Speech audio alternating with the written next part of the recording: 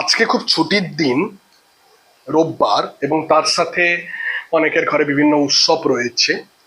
তো তার ফলে আমি আজকে খুব লাইট মুডে আমি একটা টপিকস বা আলোচনা করব। যদিও আজকে আমি কথায় বলে দিই যে আমি কিন্তু আজকে কোনো পড়ানোর টপিকস আজকে আমি পড়াচ্ছি না। আজকে আমি একটু সচেতনমূলক কিছু টপিকস আমরা আলোচনা করছি। এবং যারা ফার্মাসি স্টুডেন্ট বা ভাবি ফার্মাসিস্ট, যারা ফার্মাসি স্টুডেন্ট অথবা স্টুডেন্ট এখনো হওনি বা হওয়ার ইচ্ছা রয়েছে, ভাবি ফার্মাসি স্টুডেন্ট অথবা ভাবি ফার্মাসিস্ট, বিশেষ করে আজকের ভিডিওটা যারা ফার্মাসি পড়ার জন্য চিন্তা ভাবনা করছো তাদের জন্য কয়েকটা খুব গুরুত্বপূর্ণ কথা। তো অনেকে আমাকে প্রশ্ন করছে, স্যার আমি ওয়েস্ট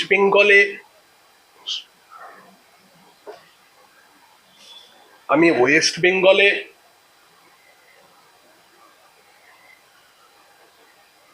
ফার্মাসি পড়বো, না আমাকে অনেকে বলছেন কর্ণাটকা তথা ব্যাঙ্গালোরে ফার্মাসি পড়তে, বা other state, Karnataka or other state.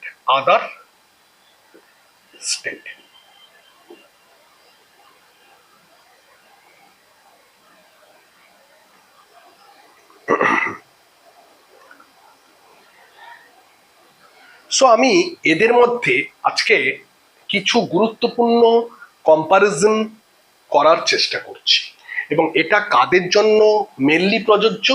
যারা ডিপ্লোমা ইন ফার্মাসি বা ডি ফার্মাসির 2025-এর স্টুডেন্ট হতে চলেছ,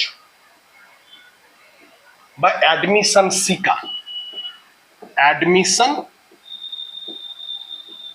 সিকার্স। তাহলে ডিপ্লোমা ইন ফার্মাসি 2025-এর স্টুডেন্ট অথবা অ্যাডমিশন সিকার, তাদের জন্য ওয়েস্ট বেঙ্গল ভার্সাস কর্ণাটকা অথবা আদার স্টেটের তুলনা আমি একটা করার চেষ্টা করছি। দেখো, 2022 সালে, আচ্ছা ওয়েস্ট বেঙ্গলের আগে সুবিধা আর এটার অসুবিধা। তাহলে ওয়েস্ট বেঙ্গলের ফার্স্ট সুবিধা তোমার হোম স্টেট মানে নিজের স্টেটেই তুমি পড়াশোনা করছো। তাতে সুবিধা কি হচ্ছে? না, তাতে সুবিধা হচ্ছে তোমার নিজের জেলা বা কাছাকাছি ওয়েস্ট বেঙ্গলের মধ্যে পড়াশোনা করলে তোমার কিন্তু কলেজ করতে পারছো। আর ডিপ্লোমা ইন ফার্মাসির তো ম্যাক্সিমাম কলেজগুলো তো একেবারে একদম ওয়েস্ট বেঙ্গলে, বিশেষ করে ম্যাক্সিমাম কলেজগুলোতে একদম পুরো ভবঘুরে কলেজ। তার মানে বেসিক্যালি সেই কলেজগুলোতে তুমি যদি ভর্তি হও তাহলে কিন্তু তোমার কোনোদিন ক্লাস হবে না। ম্যাক্সিমাম কলেজে কোনো ক্লাস করায় না, ক্লাস করানোর কোনো ইচ্ছেও নেই, কোনো টিচারও রাখে না, পরিকাঠামো নেই। তার ফলে কিন্তু ওয়েস্ট বেঙ্গলে আজ পর্যন্ত 136টা কলেজ কিন্তু বাতিল হয়েছে। কটা কলেজ বাতিল হয়েছে? 136টা কলেজ কিন্তু বাতিল হয়েছে। তারপরেও কিন্তু ম্যাক্সিমাম কলেজগুলো আজও কিন্তু কোনো ক্লাস করাচ্ছে না। বাট একটাই সুবিধা, তোমার ওয়েস্ট বেঙ্গলে তুমি যদি পড়ো, ওয়েস্ট বেঙ্গলে হোম স্টেটে তুমি পড়াশোনা করছো, তার মানে হোম স্টেটে পড়াশোনা করলে তোমার পরীক্ষার সময় কিন্তু এই ওয়েস্ট বেঙ্গলই তোমার পরীক্ষা হবে, হোম স্টেটে কিন্তু তুমি পরীক্ষা দিতে পারবে। অপরদিকে তুমি যদি আদার স্টেট ইনক্লুডিং ব্যাঙ্গালোরে তুমি যদি ভর্তি হও, তাহলে তোমাকে পরীক্ষাটা কিন্তু তোমাকে আদার স্টেটে গিয়ে পরীক্ষা দিতে হবে, এবং ব্যাঙ্গালোরে গিয়ে এক্সামটা কিন্তু তোমার ব্যাঙ্গালোরে হবে। বাট হোম স্টেটে তুমি পড়লেও এদের এক্সাম কিন্তু 2023 সাল থেকে, কবে থেকে? 2023 সাল থেকে কোনো কিন্তু হোম সেন্টারে হয় না। No home centre. কোনো কলেজ কিন্তু হোম সেন্টার পড়ে না এক্সামের সময়। তার ফলে যেহেতু কোনো কলেজ হোম সেন্টার পড়ে না, এবং এদের তাহলে পরীক্ষা কোথায় পড়বে? না, পরীক্ষা পড়বে গভর্নমেন্ট পলিটেকনিক কলেজ অথবা গভর্নমেন্ট কলেজ, সেটা আইটিআইও হতে পারে। তাহলে যে কোনো গভর্নমেন্ট কলেজে যখন পলিটেকনিক কলেজে পরীক্ষা পড়বে, তখন কিন্তু এই হল ম্যানেজ ব্যাপারটা কিন্তু আর একেবারেই পসিবল নয়। তাহলে নট পসিবল ফর হল ম্যানেজ, নট পসিবল ফর হল ম্যানেজ। আমাকে আজও কিছু স্টুডেন্ট এবং কিছু স্টুডেন্টের গার্জিয়ান বলেছে যে স্যার আমার ক্যান্ডিডেট কিন্তু একদম পড়াশোনা করতে পারবে না। আমি বারংবার তাকে বলেছি তাহলে ফার্মাসি পড়তে চেও না, কারণ ফার্মাসি তুমি যদি পড়তে চাও তাহলে তোমাকে অবশ্যই কিন্তু সাবজেক্টের প্রতি একটা ভালোবাসা তৈরি করাতে হবে, জোর করে ভালোবাসা তৈরি করাতে হবে, এবং সাবজেক্টটাকে কিন্তু আত্মস্থ করার চেষ্টা করতে হবে। কেন, একটু পরে ডিসকাস করছি। তাহলে তুমি ওয়েস্ট বেঙ্গলে ধরো কেউ বীরভূমের কোনো কলেজে ভর্তি হলো, ধরো তুমি বাঁকুড়ার কোনো কলেজে ভর্তি হলো, ধরো তুমি বিষ্ণুপুরের কোনো কলেজে ভর্তি হলে, ধরো তুমি মুর্শিদাবাদের কোনো কলেজে ভর্তি হলে, ধরো তুমি হুগলির কোনো কলেজে ভর্তি হলে, বারাসতের কোনো কলেজে ভর্তি হলে, কলকাতার কোনো কলেজে ভর্তি হলে, মালদার কোনো কলেজে ভর্তি হলে, দিনাজপুরের কোনো কলেজে ভর্তি হলে, শিলিগুড়ির কোনো কলেজে ভর্তি হলে, মেদিনীপুরের কোনো কলেজে ভর্তি হলে, হাওড়ার কোনো কলেজে ভর্তি হলে, কোনো জায়গায় দক্ষিণ চব্বিশ পরগনার কোনো কলেজে ভর্তি হলে, কোনো জায়গায় কোনোভাবে কিন্তু হল ম্যানেজ এই ধরনের জঘন্যতম যে প্র্যাকটিসটা আগে তবুও ছিল, এখন কিন্তু ওয়েস্ট বেঙ্গলে একেবারেই পসিবল নয়। তার ফলে তোমাকে কিন্তু ওয়েস্ট বেঙ্গলে কোনো কলেজ না পড়ালেও তোমাকে কিন্তু একজন প্রপার গাইডের আন্ডারে কিন্তু পড়াশোনা করতে হবে। রীতিমতো তোমায় কিন্তু 11টা সাবজেক্ট ভালো মতন করে পড়াশোনা করে আত্মস্থ করে তোমাকে কিন্তু পরীক্ষায় পাস করতে হবে। না হলে কি হবে, তোমাকে ভর্তির সময় maximum college, maximum agent, maximum প্রতিষ্ঠান এই পাস করে যাওয়ার একটা ফলস প্রতিশ্রুতি দিয়ে তোমাকে ভর্তি করে নিবে। তুমি ঢ্যাং ঢ্যাং করে ভর্তি হয়ে গেলে, অনেকেই হয়তো ভর্তি হয়েছ বিভিন্ন জায়গায়, আমি কালকেই বলেছি। তুমি নিজেকে প্রশ্ন করো, তুমি আজকে ভর্তি হয়েছ, তোমার একটা কোনো ক্লাস শুরু হয়েছে, তোমাকে একটা কোনো পড়ার কথা বলা হয়েছে, শুধু টাকার কথা বলা হয়েছে, বিভিন্ন আজগুবি কথা বলা হয়েছে, বাট কিন্তু পড়াশোনা করানো হয়নি। তার মানে কি, তার মানে কিন্তু পড়াশোনা করানো হবে না।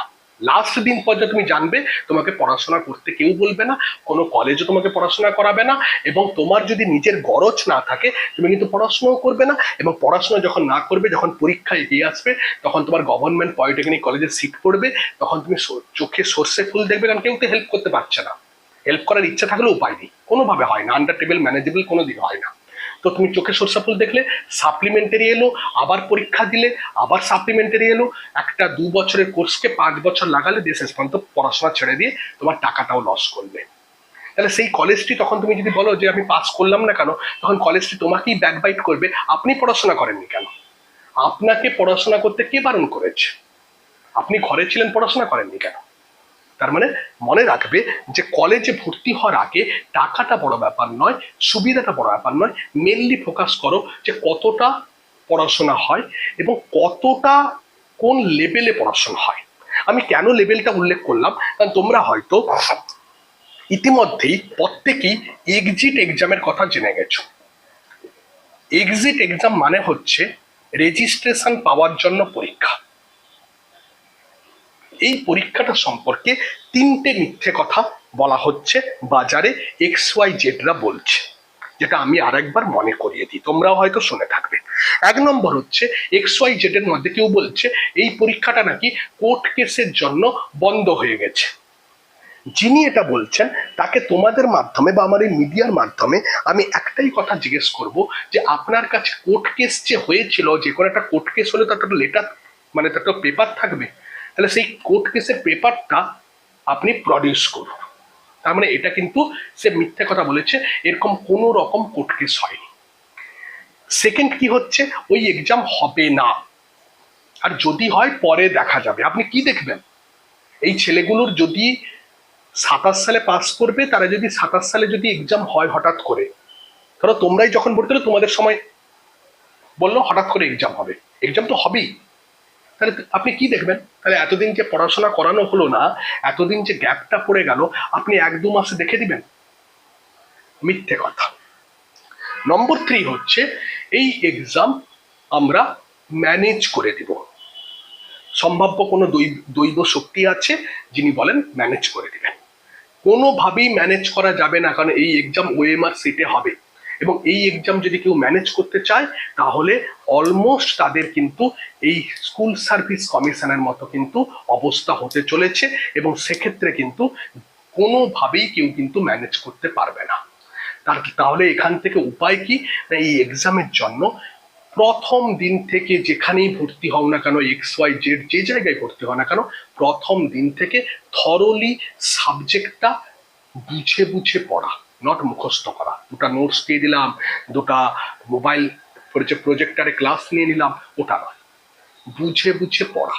বুঝে বুঝে যদি না পড়ো তাহলে এই এক্সাম ক্লিয়ার হবে না। এই এক্সাম কিন্তু প্রায় 450 মার্কসের পরীক্ষা হবে, 50% প্রত্যেকটা পেপারে পেতে হবে, 150 মার্কস। তার মানে 150 পেলে তবেই তুমি কোয়ালিফাই হবে, তবেই তুমি রেজিস্ট্রেশন পাবে। এই এক্সামটা 2022 সাল থেকে প্রযোজ্য। অ্যাকচুয়াল ম্যাটার হচ্ছে এই এক্সামটা একটু পিছিয়ে দেওয়া হয়েছে।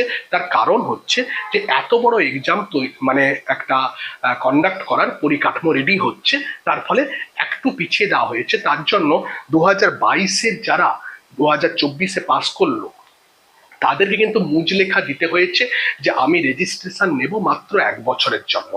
কারণ এক্সিট এক্সাম চালু হয়ে গেলে আমায় কিন্তু এই এক্সিট এক্সামে বসতে হবে এবং এই এক্সিট এক্সামে পাস করতে হবে, তবেই আমার রেজিস্ট্রেশনটা থাকবে, নাহলে রেজিস্ট্রেশন অটোমেটিক ক্যান্সেল হয়ে যাবে। তার ফলে যারা 2022-এ ভর্তি হয়েছিলেন তাদেরকেও বলবো আপনারা কিন্তু দয়া করে পড়াশোনা শুরু করে দেন, এক্সিট এক্সাম আপনাকে দিতেই হবে। আর 2023, 24, 25, 26 এদেরকে তো দিতেই হবে। অতএব সেক্ষেত্রে এক্সিট এক্সাম হওয়ার ফলে কিছু সুবিধা হয়েছে। যে সমস্ত তথাকথিত ওয়েস্ট বেঙ্গল কলেজের বিভিন্ন কর্মচারী, সকল এজেন্ট, সকল শুভানুধ্যায়ী মানুষকে ভুল বুঝাতো যে তোমরা বাইরে পড়তে যাবে না, তাদের জন্য কিন্তু একটা বড় সমস্যা হয়ে গেছে, কারণ তারা ভুল বুঝাতে পারবে না। কারণ এই কর্ণাটক বা আদার স্টেট থেকে যারাই পড়বে তারা শুধুমাত্র এই এক্সিট এক্সামটায় পাস করলেই তাকে রেজিস্ট্রেশন দিয়ে দেওয়া হবে। কোনো রকম ওই সমস্ত ট্রান্সফার, মাইগ্রেশন, হ্যানো ট্যানো যে একটা প্রসিডিওর অনেকে ভুল বুঝাতো, মানুষকে ভীতি দিত যে তাদের কলেজেই ভর্তি হলে মানুষ রেজিস্ট্রেশন পাবে, বাইরে থেকে পড়ে এলে নাকি রেজিস্ট্রেশন পাবে না। এটা সম্পূর্ণ মিথ্যে কথা, সম্পূর্ণ বাজে কথা। চাইলে আমি আপনাদের যারা ভুল বুঝাচ্ছেন আমার সঙ্গে চ্যালেঞ্জ করুন, আমি চ্যালেঞ্জের মুখোমুখি প্রস্তুত। আপনি ল দেখান কোথায় আছে। অতএব যে যেখান থেকেই পড়ো না কেন তোমরা একদম নিশ্চিত থাকো, শুধুমাত্র একটাই কথা মনে রাখো, বাবু আমাকে একটু পড়াশোনা করতে হবে। আমি কাশ্মীর থেকে পড়ি, আমি কন্যাকুমারিকা থেকে পড়ি, আমি ওয়েস্ট বেঙ্গলের যে কোনো জায়গা থেকে পড়ি, তুমি যদি তোমার বাড়ি বাঁকুড়া হয়, তুমি যদি বাঁকুড়ার কলেজ থেকে পড়ো তবুও তুমি রেজিস্ট্রেশন পাবে না। কারণ কি, যেখান থেকেই পড়ো না কেন এটা PCI rules, exit exam clear করলে তবেই রেজিস্ট্রেশন পাবে। তার মানে ওয়েস্ট বেঙ্গল থেকে যারা পড়ছে তাদেরকেও এক্সিট এক্সামে বসতে হচ্ছে, ব্যাঙ্গালোর থেকে যারা পড়ছে তাদেরকেও এই একই এক্সিট এক্সামে বসতে হচ্ছে। এবং এই একই এক্সিট এক্সামে কত মার্কসের পরীক্ষা হবে? 450 মার্কসের পরীক্ষা হবে। কত পেলে পাস করবে? মাত্র 150 পেলে পাস করবে। সরি, 150 নয়, তোমার অর্ধেক, মানে সরি, এক্সট্রিমলি সরি, মানে প্রত্যেক পেপারে 50%, তার মানে 75 ইন্টু 3, 225 পেলে পাস হবে। সরি,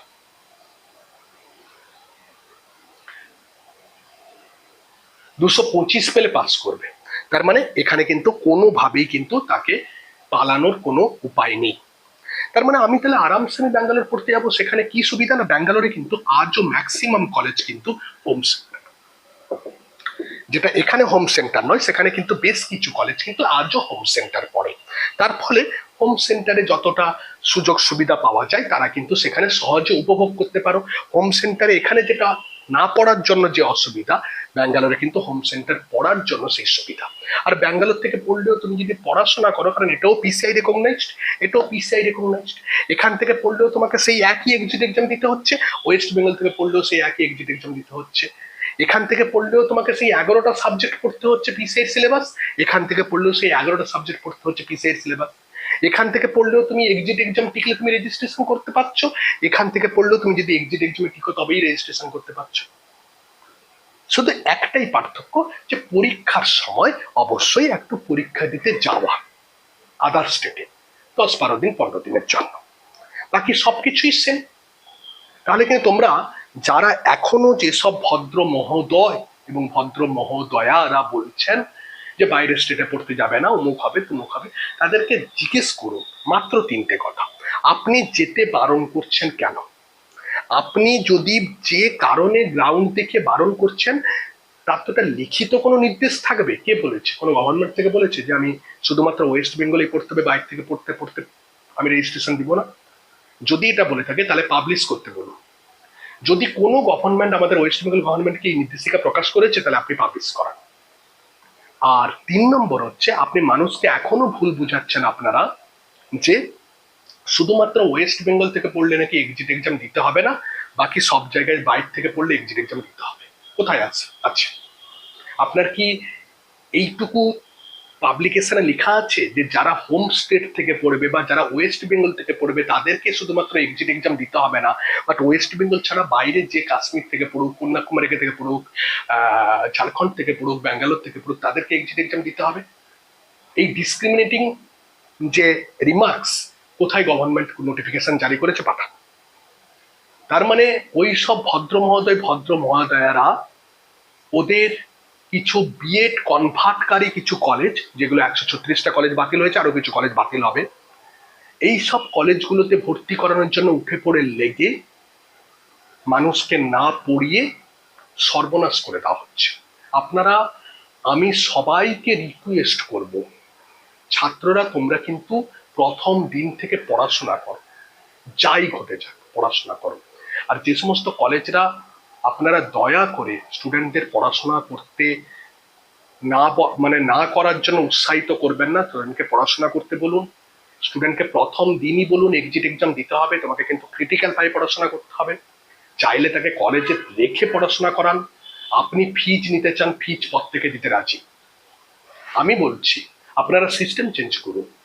আপনারা মানুষকে বিভিন্ন রকম ভাবে প্রলোভন দিয়ে এদিক ওদিক ফিজ কম বলে তারপরে আপনি পরীক্ষার সময় চাপ দিয়ে ফিজ নিচ্ছেন কেন? আপনি প্রথমেই বলুন যে আমি বেশি করে ফিজ নিব, তোমাকে তৈরি করে দেব। 5 জন পালিয়ে যাবে, 2 জন ছাত্র আপনার কাছে আসবে, আপনি তাদেরকে তৈরি করুন, চেষ্টা করুন তাদেরকে তৈরি করা। হ্যাঁ, অবশ্যই আমি মানছি কোনো টিচার বা কোনো কলেজের ক্ষমতা নেই কাউকে তৈরি করে দেওয়া, বাট চেষ্টা করতে আপত্তি কোথায়? অবশ্যই চেষ্টা করুন। কারণ আপনি যে স্টুডেন্টকে ভুল বোঝাচ্ছেন বা আপনারা যে স্টুডেন্টকে ভুল বোঝাচ্ছেন যে আন্ডার টেবিল করে দিব, এক্সিট এক্সামে আন্ডার টেবিল করে দিব, পরীক্ষায় আন্ডার টেবিল হয়ে যাবে, এগুলো সম্পূর্ণ মিথ্যে কথা। পড়াশোনা করান, ছাত্রদেরকে বারবার করে জোর দিন, বিশেষ করে এই বছরের জন্য উঠে পড়ে লাগুন। 2025-এর স্টুডেন্ট যারা পাচ্ছেন, যারা নিচ্ছেন, প্রত্যেকে একটা ইউনিফর্ম ওয়েতে কাজ করুন। আপনারা প্রত্যেকে ফিজ বেশি করে রাখুন, আপনার কলেজ ভালো মতন করে চলুক, আমরা সবাই চাই। কিন্তু আপনি কিছু মানুষকে স্বপ্ন দেখিয়ে অন্তত নিজেকে অপরাধী করেন না। কারণ কি, আপনি যদি নিজেকে অপরাধী করেন, একটা সময় হবে কি, এই ছাত্ররা কিন্তু হয়তো তারা আপনাকে ব্লেম করতে পারবে না, কিন্তু তারা নিজেরা ভুক্তভোগী হবে। কারণ প্রত্যেকেই চাইছে কিন্তু রেজিস্ট্রেশন পাওয়া, একটা দোকান করা। অতএব এটা তাদের রুজি রোজগারের সঙ্গে জড়িত। আর সে তো পড়তে আসছে, সে তো ডিগ্রিটা কিনতে আসছে না। অতএব তাকে আপনি যখন সে পড়তে আসছে, তাকে কেন আপনি পড়াশোনা করাচ্ছেন না? কেন আপনি চাপ দিচ্ছেন না প্রথম দিন থেকে? আমরা একটা ছোট্ট বডি,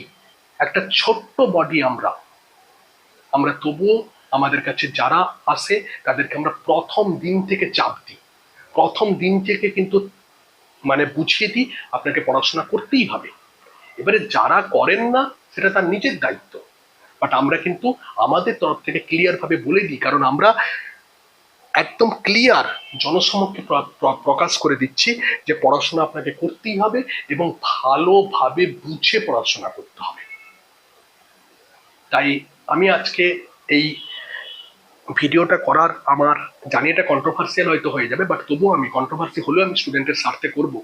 কারণ একটা স্টুডেন্ট, তোমরাই বলো, তুমি 2 বছর পড়াশোনা করলে না, তোমার কেউ বললো তুমি পাসও করে গেলে, তারপর যখন 2 মাস বাকি থাকবে তুমি হঠাৎ করে জানবে তোমাকে রেজিস্ট্রেশন পেতে গেলে আবার পরীক্ষা দিতে হবে, সেই 11টা পেপার ভালো মতন করে 2 মাসের মধ্যে তুমি কমপ্লিট করতে পারবে? আমাদের যে শ্রদ্ধেয় শিক্ষক মহাশয়রা আজকে বলছেন যে আমরা 3 মাসের মধ্যে স্কুল সার্ভিস কমিশনের এত বড় সিলেবাস কি করে পরীক্ষা মানে শেষ করে পরীক্ষা দিব? তাদের যুক্তিটা ন্যায্য? ঠিক সিমিলার তোমাদের মতো তোমাদের অবস্থা হবে। অর্থাৎ প্রথম দিন থেকে টাকা নয়, পড়াশোনার জায়গায় পড়াশোনা করো, পড়াশোনা করো, নিজের গরজে পড়াশোনা করো। ওই 2 পয়সা কেউ কম নিয়ে নিল, 2 পয়সা খুব বেশি নিল, আজকে তুমি 20,000 টাকা, 30,000 টাকা, 40,000 টাকা তুমি হয়তো কমে কোথাও ঢুকে যাচ্ছ, বাট তোমার যখন রেজিস্ট্রেশন পেতে 5 বছর লেগে যাবে, তুমি যখন পাস করতে পারবে না, তুমি যখন ছেড়ে দিবে, সেটা ভালো না তার তুলনায় তুমি যদি একটু পড়াশোনা প্রথম দিন থেকে করো, সেখানে 2 পয়সা যদি বেশি খরচও হয়, তাহলে তুমি এক চান্সে যদি ভালো মতন করে পাস করো, তোমার যদি রেজিস্ট্রেশন হয়ে যায়, তাহলে তোমার সুবিধা কি হবে? তুমি ততদিন থেকেই তুমি ইনকাম করতে পারলে। তুমি দেখো, এই হচ্ছে রাম আর এই হচ্ছে শ্যাম।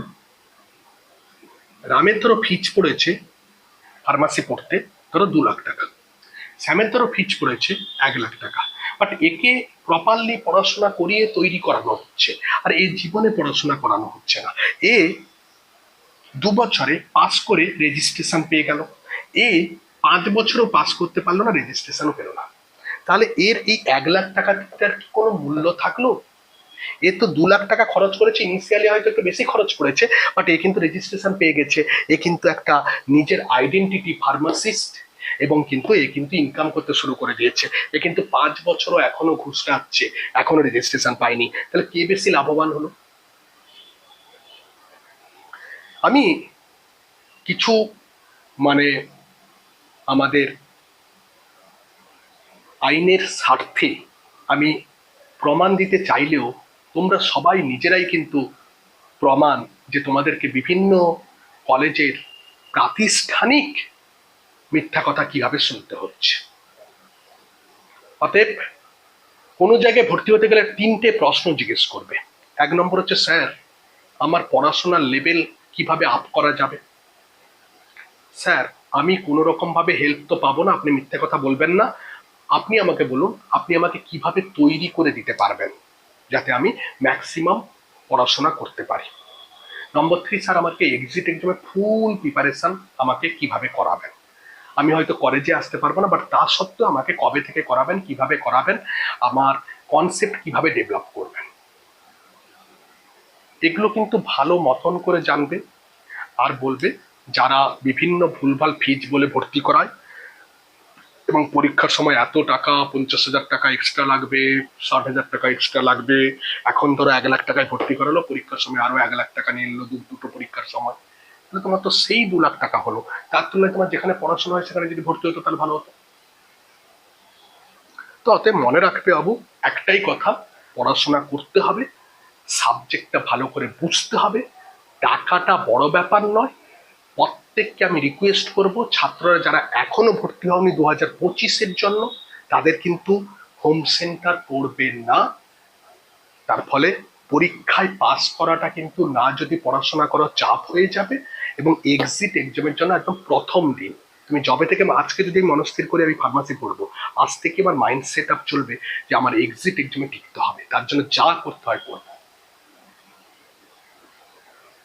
তো সবাইকে এইটুকু সচেতন করার পর আমি বলবো, যারা এতক্ষণ পর্যন্ত আমি কিন্তু আমার নিজের কাছে স্টুডেন্ট আনার জন্য বললাম না, এটা সমস্ত স্টুডেন্টের জন্য, আমাদের ওয়েস্ট বেঙ্গলে বিশেষ করে বি গ্রেড এবং সি গ্রেড ফার্মাসি কলেজের স্টুডেন্টগুলোর জন্য। এ গ্রেড এবং গভর্নমেন্ট কলেজ তো তারা যথেষ্টই সচেতন, বাট ওয়েস্ট বেঙ্গলে যদি ফার্মাসি কলেজ যতগুলো রয়েছে তার মধ্যে 80% কিন্তু এখনো এই ছকে খেলা করছে স্টুডেন্টের সাথে, বাকি 20% কিন্তু ভালোভাবে কাজ করে। তো আমি এটা কিন্তু আমার কোনো রকম ভাবে অ্যাডভার্টাইজমেন্ট বা কোনো রকম ভাবে এটা নয়, এতক্ষণ পর্যন্ত আমি কিন্তু তোমাদের চোখ কান খোলা রাখার জন্য কথা বললাম, কারণ আমি সবসময় ছাত্রদের পক্ষ নেওয়ার চেষ্টা করি যাতে ভালো হয়। হ্যাঁ অবশ্যই কিছু কর্মের জন্য তার পারিশ্রমিক থাকে, বাট তারপরেও কিন্তু ছাত্রদের পক্ষ নেওয়ার আমি সবসময় কিন্তু কথা বলি। ছাত্রদের অবশ্যই সচেতন হতে হবে। তুমি আমার কাছে না আসো, তুমি যে কোনো জায়গায় পড়ো, কিন্তু পড়াশোনা করো, কোনো যায় আসে না।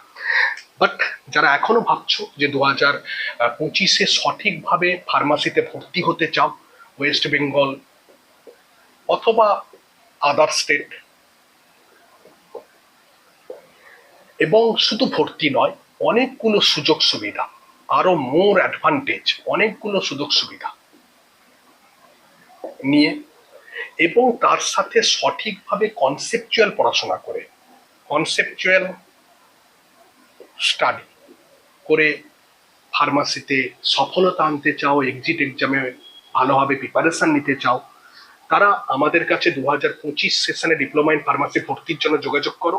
আমাদের একটাই নাম্বার, 6291086211 নাম্বার। তো আজকে এখান পর্যন্ত যাও। যারা এখনো কোথাও ভর্তি হয়ে গেছো, আজকে অবশ্যই বইগুলো অর্ডার করে পড়াশোনা করতে বসো।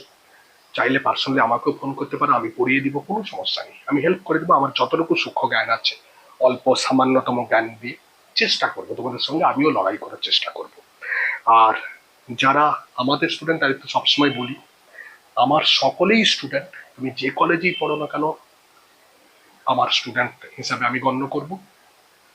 আর বাকি আরেকটা কথা বলবো, যারা এখনো ভাবছো যে পড়াশোনাটাকে কিভাবে সিম্পলিফাই করা যায়, তারা ভর্তি হতে পারো। আমরা তোমাদেরকে একদম শেষ দিন পর্যন্ত কাঁধে কাঁধ মিলিয়ে লড়াই করে তোমাদেরকে টেনে নিয়ে যাবো। ধন্যবাদ সবাইকে। সবাই ভালো থেকো, জাগ্রত হও এবং উঠে পড়ে লাগো যে আমাকে একজন সঠিক ফার্মাসিস্ট হতে হবে। Thank you.